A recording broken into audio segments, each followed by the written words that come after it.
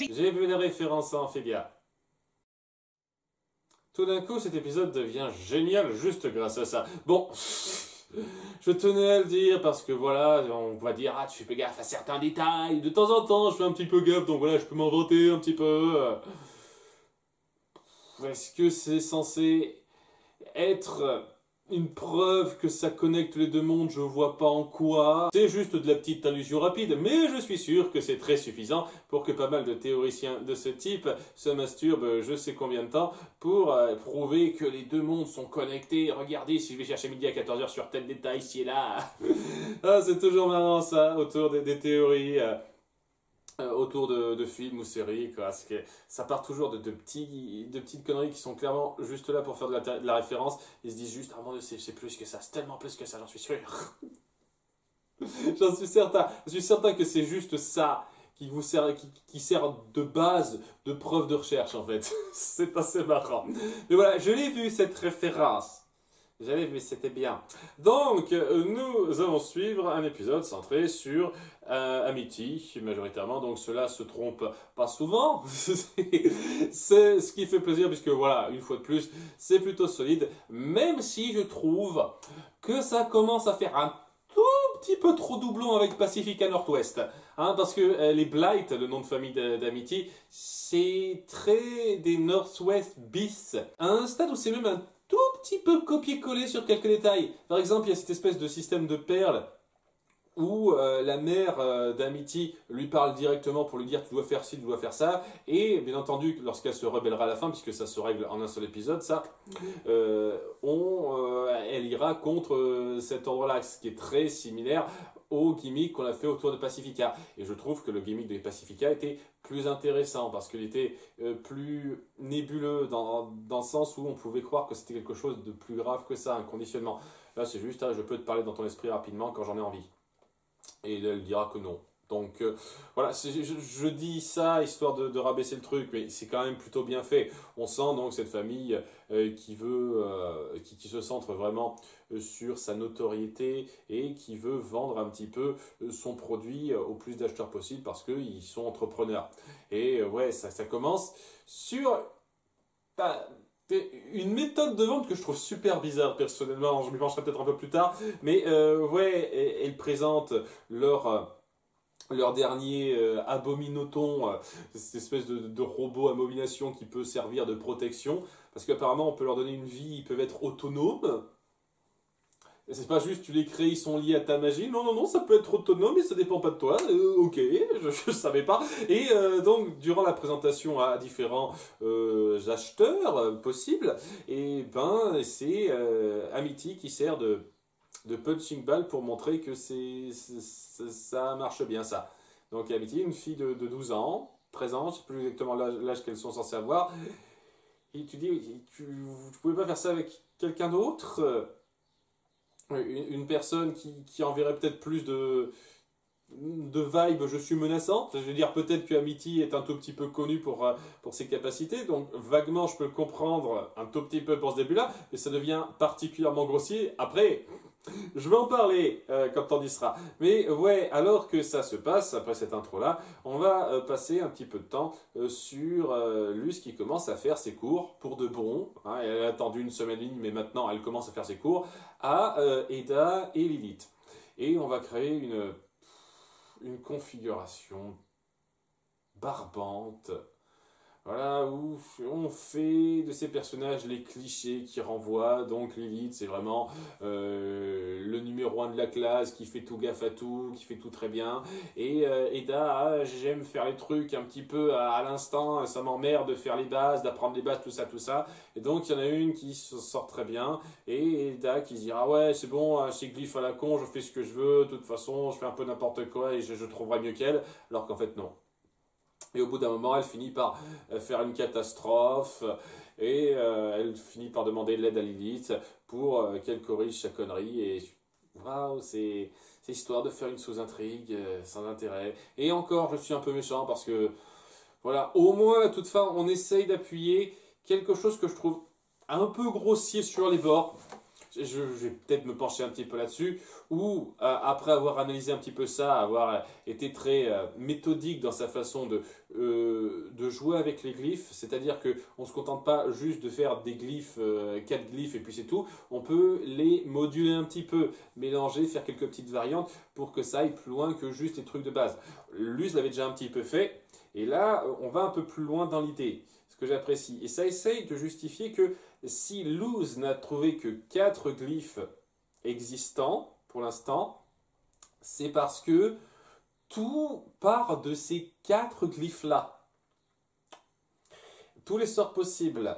C'est un peu ce qu'on veut mettre en place. Et j'ai le sentiment que vous n'y avez pas réfléchi en détail, ça non plus, hein, et que c'est que maintenant vous dites, ouais, on va pas s'emmerder à créer 50 000 glyphes, ce serait trop compliqué, hein, on en a 4, ça ira. Et donc on va partir du principe que, ouais, on va juste faire des variations et ça donnera les trucs. Parce que, je suis désolé, mais ouais, on a quoi? La lumière, les plantes, le feu, et c'était quoi le dernier? J'ai failli le truc et la glace. Alors, d'une part, je suis désolé de dire ça, mais je vois pas en quoi combiner ces 4 éléments un peu spécifiques qui sont pas exactement ultra typiques, parce que ouais, la lumière ça représente l'air ou un truc comme ça, les plantes ça représente la terre à un certain degré, donc le feu, la glace, l'eau. Pourquoi on part de la glace et pas de l'eau aussi, enfin bon, un truc comme ça. En quoi combiner ces 4 éléments peut donner tous les sorts possibles? Genre le sort de sommeil, tu fais ça à partir de quoi? Mais vraiment, à partir de quoi? C'est quoi la logique là-dedans? La lumière, peut-être? Je fais de la lumière de façon... Non, non, je vois pas.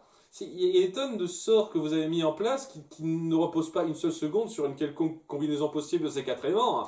Donc tu peux pas faire tout et n'importe quoi avec ça. Je pense sincèrement que vous inventez ça sur le tard. Et surtout, ouais, ça donnait vraiment cette impression que chaque sort particulier avait son glyphe et que Luz les apprenait petit à petit. Et maintenant, c'est plus le cas. Je veux dire, quand elle apprend son premier sort, c'est un coup de chat que, comme par hasard, Eda lui fait un sort de base, de glyphe de base. Sinon, ça aurait pas donné de glyphe, peut-être? Vraiment? Ça donne vraiment pas cette impression que ça a été réfléchi avant. Et ça se simplifie un petit peu la vie. Donc, ouais, j'ai un petit peu de mal avec ça, même si dans l'idée, ça montre le côté plus académique de Lilith par rapport à Eda. Eda qui était censée être quand même très douée lorsqu'elles étaient jeunes et s'en sortir mieux qu'elle sur beaucoup de points. Mais maintenant, c'est juste, ah, je peux pas réfléchir, je veux juste faire les trucs en mode sauvage et j'y arrive pas. C'est très grossier pour moi. Cette sous-intrigue casse pas la baraque. Et ce que vous mettez en place, je peux l'accepter au sein même de l'épisode, si je réfléchis pas trop à ce qui se passe avant. C'est un truc, il faut que je m'y fasse. Faut pas que je réfléchisse trop à ce qui se passe avant et peut-être que je peux plus apprécier cette série. J'y arrive pas, je suis désolé. Mon cerveau est un petit peu trop chiant à ce niveau-là. Donc, ouais, c'était pas fameuse, cette sous-intrigue. L'intrigue principale était beaucoup mieux. Puisqu'on va se centrer sur les parents d'Amity qui commencent à en avoir un petit peu marre, qu'elle soit plus émotionnelle autour de la relation qu'elle s'est créée, ce qui a coûté notamment la présentation d'intro. Et elle s'est dit, ouais, ces 3 amis qu'elle s'est fait qui foutent un petit peu le bordel dans l'école et qui nous l'ont un petit peu défaite, notre Amity, on veut plus qu'ils soient là. J'aurais dû parler de ça avant qu'on ait cette scène-là, je fais ça dans le désordre une fois de plus, excusez-moi. Il y a Luz qui revient au bahut après donc 2 semaines maintenant, et elle est trop contente de revoir ses potes. Donc pendant 2 semaines, vous vous êtes plus vus. Pourquoi? Donc, je veux dire, même si on part du principe que c'était genre des vacances de 2 semaines durant le camp d'été, donc je sais pas comment vous organisez mes merdes si vous voulez, quoi. Pourquoi Gus, Willow ou Amity iraient pas la voir pendant ce temps-là? Genre, on s'est plus vu depuis 2 semaines, après ce qui s'est passé, on n'a pas pris le temps de s'inquiéter pour toi, de voir si t'allais bien, non?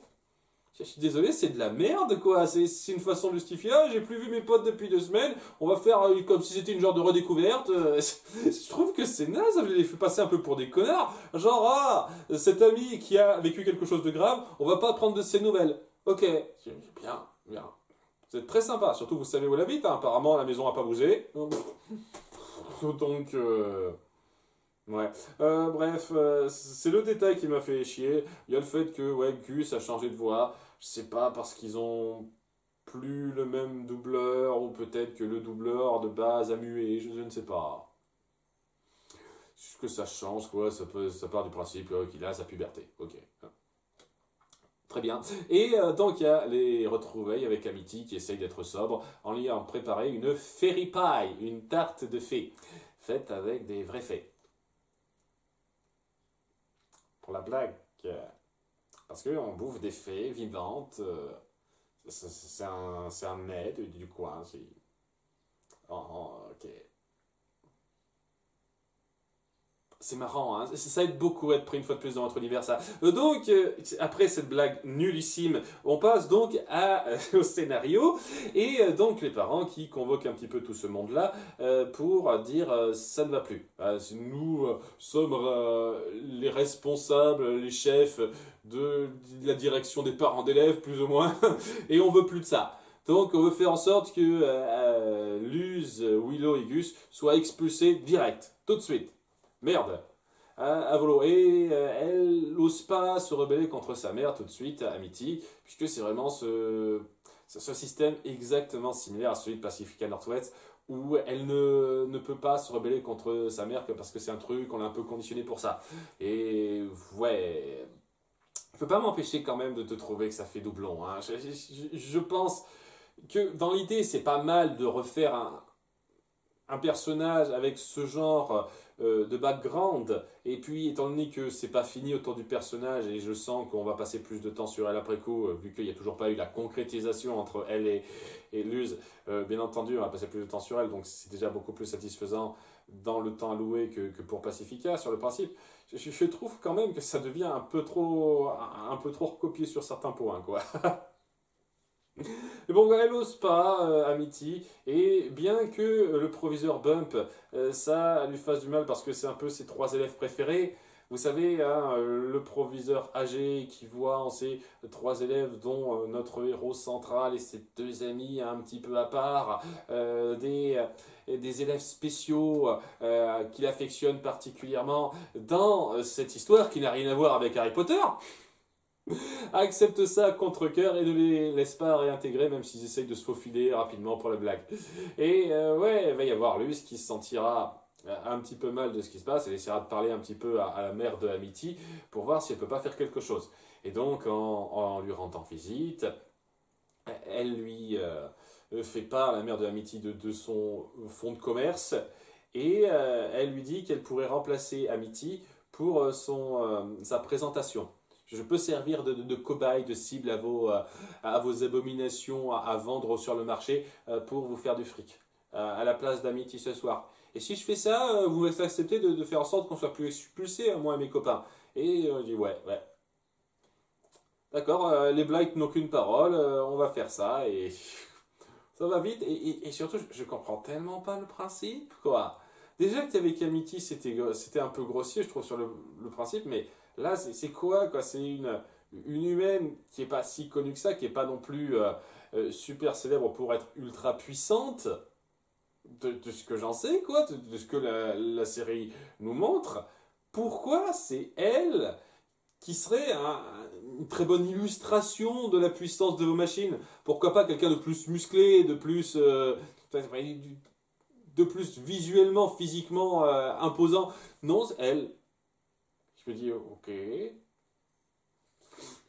C'est censé être suffisant pour convaincre les acheteurs, ben, très bien. Hein, et donc, elle s'en prend plein la gueule en faisant comme si elle pouvait rien faire contre ces créatures-là pour qu'elles se fassent bien voir et mieux les vendre. Hein. Mais, parallèlement, Amity découvre ce qui se passe en rentrant chez elle, en découvrant de façon un peu subtile, j'aime bien, par rapport à un petit truc que lui a fait, qu'elle est passée par là et donc qu'elle a pris sa place.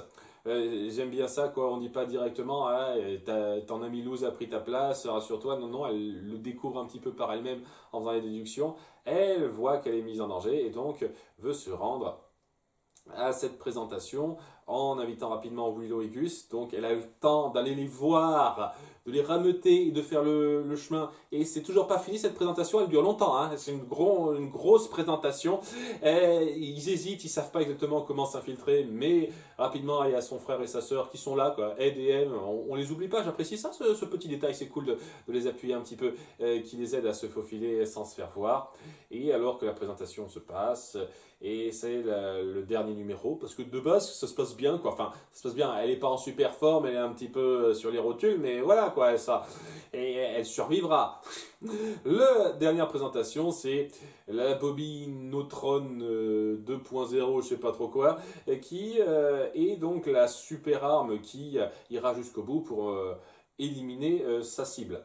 Et donc ça la met un petit peu en danger, Luz, en dépit du fait que ben, ça cause la destruction, ça détruit un petit peu tout le coin juste pour s'en prendre à une cible.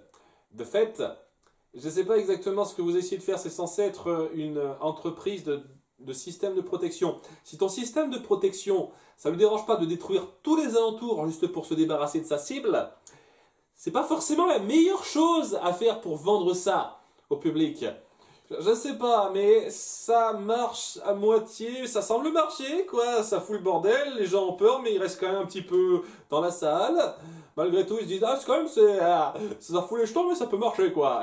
Mais c'est là que, alors qu'elle se défend un petit peu, Luz, elle essaye de faire de son mieux, Amity arrive pour mettre un petit peu la bestiole au pas et lancer un ultimatum à sa mère de façon directe, c'est-à-dire pas dans les pensées, direct. Elle lui parle alors que les gens regardent encore. Donc les gens sont complètement sourds apparemment, hein, parce que sinon ça ne marcherait pas. Et elle lui parle en disant, ok, si tu veux que je donne le change en faisant en sorte que ta créature me batte et que tu fasses un succès commercial, tu dois accepter que Luz et ses amis restent à Exide. Et donc, elle accepte à contre-cœur sa mère et elle joue le jeu en faisant croire qu'elles se sont fait battre. Et donc, c'est même pas éliminé dans le sens mettre KO. Donc, c'était pas si grave que ça et si elle avait compris le principe. Mais bon. Et donc, la créature réussit à donner le change. Les investisseurs semblent bien partis pour bien payer ça. Et donc, elle est contente, Amity, de pouvoir avoir Luz. Sa mère hésite un petit peu à honorer sa part du marché, mais le père qui était assez effacé jusqu'à présent. On voit que c'est quelqu'un qui laisse un petit peu la mère tout gérer, mais il a 2-3 moments pour dire que il n'est pas là juste pour servir de tapisserie. C'est juste qu'il laisse la mère faire. Mais voilà, il appuie un petit peu que elle a prouvé sa détermination et qu'un peu plus tard, elle pourrait se prouver digne d'être, je ne sais plus exactement quoi, mais d'être une sorte de successeur pour quelque chose d'important. Et on verra bien un petit peu ce dont il s'agit. Peut-être qu'elle sera un sacrifice à un certain degré, je ne sais pas. Mais bon, ça met en place le fait que on n'a pas fini avec cette famille-là, quoi. C'est pas juste une histoire d'un épisode. Ce qui fait que c'est un plus assez indéniable par rapport à Pacifica, qui avait vraiment un épisode particulièrement central pour finir de briller et après coup, où elle existait. Là, ça donne l'impression que ça va aller plus loin que ça, ce qui est bien. Donc, c'est assez cool. L'introduction de la famille d'Amity, enfin ses parents, était plutôt bien faite. Sachant que ça ne se termine pas tout à fait là. Malheureusement, je trouve que l'après-coup où nos filles sont contentes de continuer à aller à la même école va un peu trop vite. On met quelques petits moments où elles sont un petit peu proches, elles se battent ensemble, Luz et Amity, elles rougissent un petit peu, même Luz. Donc on appuie que elle aussi, elle semble avoir quelques petites attirances envers elle. Voilà, on attend la concrétisation de ça. Et on va pas plus loin que ça. Et on va faire un petit épilogue sur le fait que le gardien doré, au nom de l'empereur, paye, je ne sais pas exactement comment ils l'ont présenté, mais je crois qu'il paye les abominatrons pour servir l'armée de l'empereur en prévision de quelque chose. Donc on met en place quelque chose qui sera important par la suite. C'est cool, c'est vraiment cool ça de jouer sur cette mise en place. Hein. Et vraiment, ça donne cette petite confiance que ce que vous avez fait dans l'épisode précédent sur le fait de vouloir exterminer cette espèce de créature, on ne sait pas pourquoi, ça jouera un rôle par la suite. Reste à voir de quelle façon, mais ouais, ça donne un peu cette impression que vous mettez en place des trucs au tout début, quoi, et que vous n'aurez pas oublié ce que vous instaurez là. Dans la saison 1, vous aurez oublié des trucs, c'est clair et net, ça se sent clairement, mais dans la saison 2, vous n'aurez pas oublié ce que vous instaurez au début. Je croise les doigts pour ça. Bon épisode qui appuie une fois de plus très bien la mentalité d'Amity, qui est pour l'instant je pense sans trop de problème mon personnage préféré. Luz est pas mal aussi, hein. C'est vraiment ces deux-là qui portent le mieux la série. Elles sont très sympathiques, assure ces deux-là. Donc ça aide beaucoup à rendre cet épisode bien. Une fois de plus, je trouve qu'on n'atteint pas tout à fait l'excellence, on en est encore un petit peu loin, mais c'est du bon niveau. A bientôt pour l'épisode 3. Bye!